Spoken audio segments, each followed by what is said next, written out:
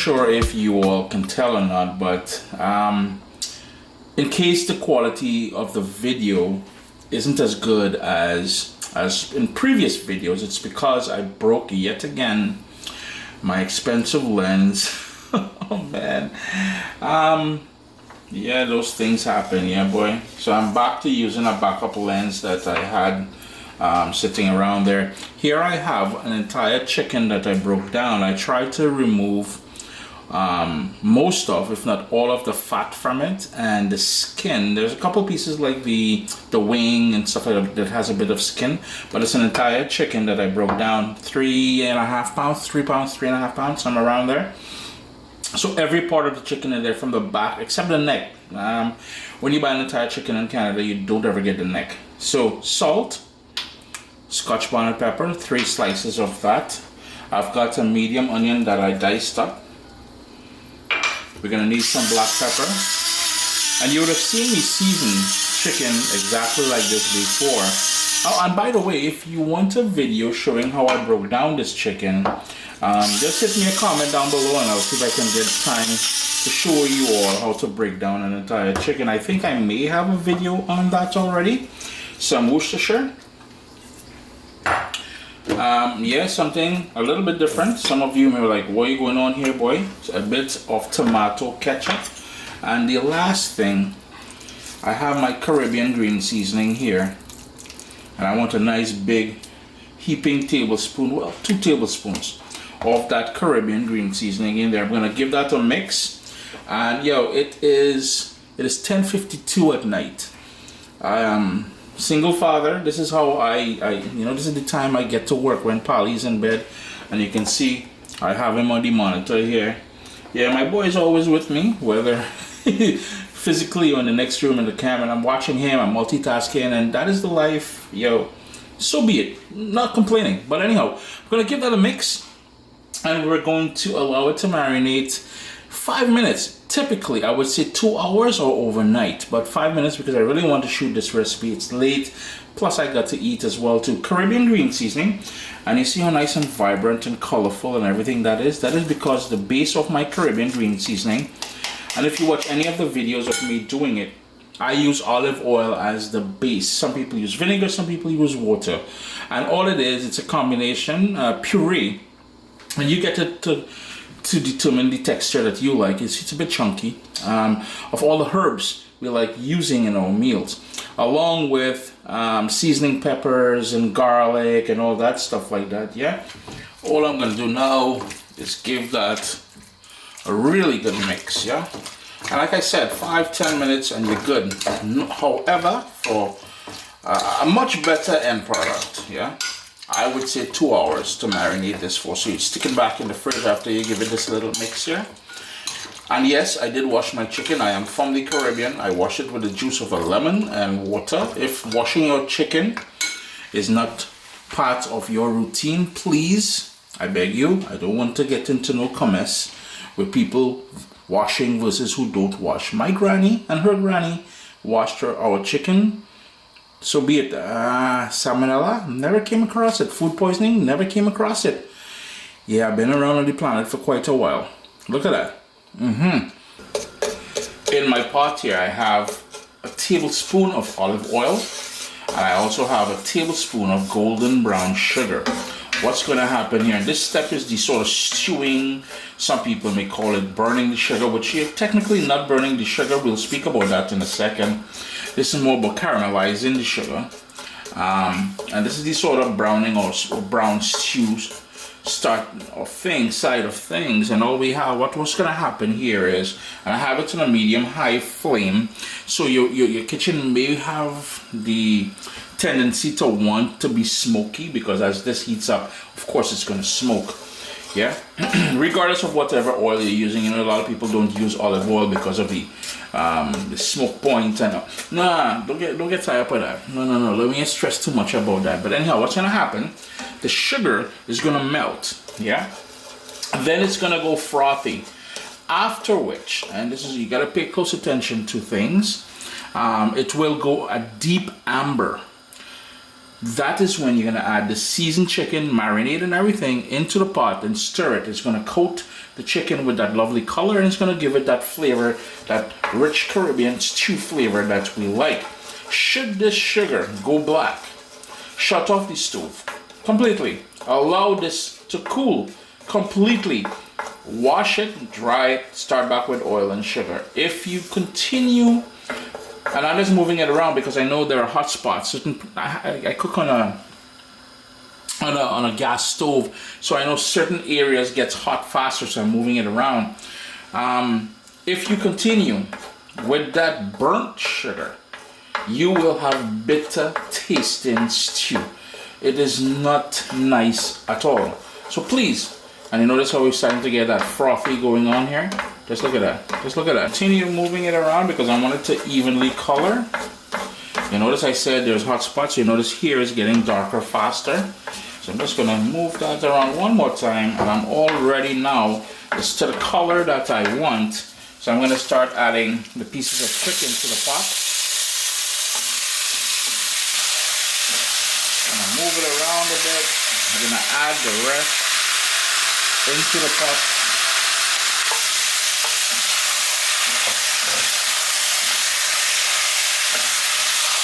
I've gone ahead and I've put 3 cups of water in the same bowl where we marinated the chicken.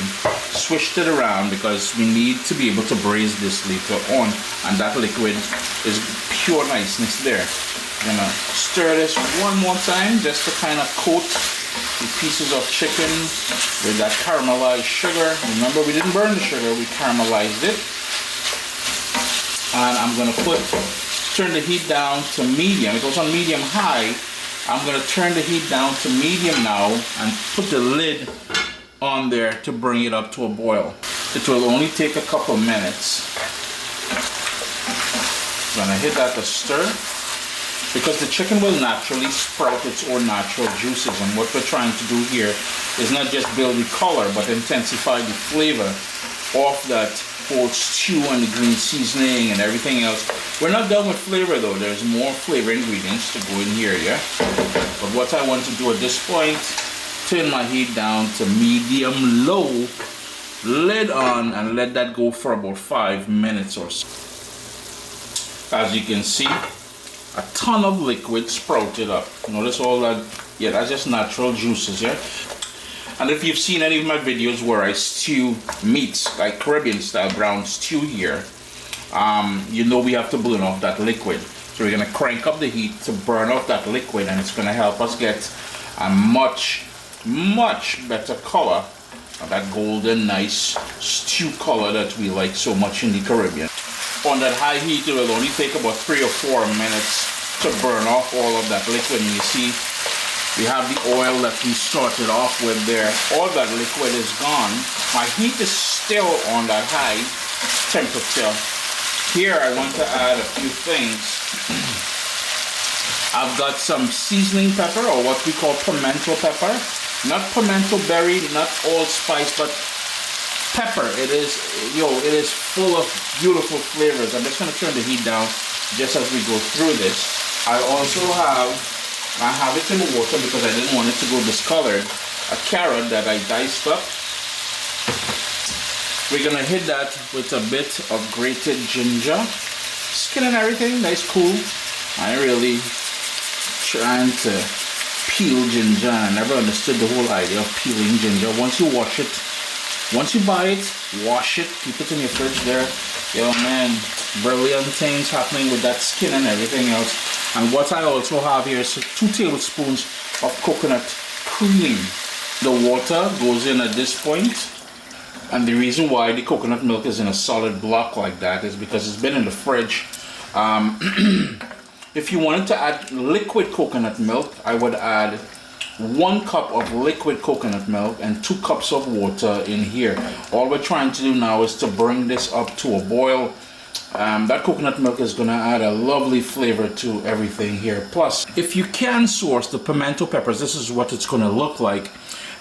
You know, West Indian markets, Caribbean grocery stores, you should be able to find it there. The odd time I find it at the Asian supermarkets. It really does add a lovely flavor.